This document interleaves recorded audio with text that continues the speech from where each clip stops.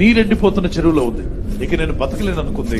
ఆకాశంలో కొంగలు ఎగురుతూ వెళ్తున్నాయి. ఒకసారి పిలిచిందట, ఇక్కడ దిగాయి. ఏంటి అవసరం అంటే, మీరైతే రెక్కలున్న ఎగురుకుంటూ నీళ్లున్న చేపలున్న చెరువు దగ్గరికి వెళ్తారు, మీలాగా ఎగిరే ఆ అవకాశం నాకు లేదు.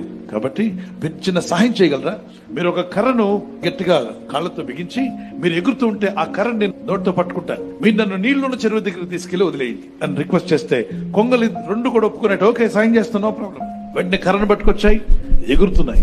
రోడ్డు మీద ఉన్న ప్రజలందరూ చూస్తూ వాళ్ళు సైకిళ్ళని ఆపి, అరే రే వింత జరుగుతుంది, వింత, కొంగలు తాబేళ్లు తీసుకుని వెళ్తున్నాయి. తాబేలు అనుకుందట తన మనసులో, ఈ కొంగలు రోజు ఎగురుతుంటాయి, ఈ జనం ఎప్పుడైనా రోడ్ల మీద ఆగి చూస్తారా? సెల్ఫీలు తీసుకుంటారా?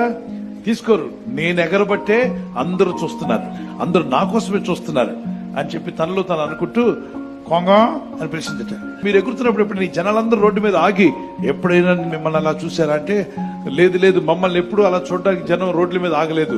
తాబేలిందట, ఈ రోజు వీళ్ళందరూ రోడ్డు మీద చూస్తున్నారంటే నన్ను బట్టే కదా. ఆ కొంగలన్నాయంట, నువ్వు సగం మాట్లాడుతున్నావు, మింగినట్టు మాట్లాడుతున్నావు, స్పష్టంగా మాట్లాడు వింటాం అని చెప్పంటే స్పష్టంగా మాట్లాడడానికి నోరు తెలిసింది. ఏమైంది?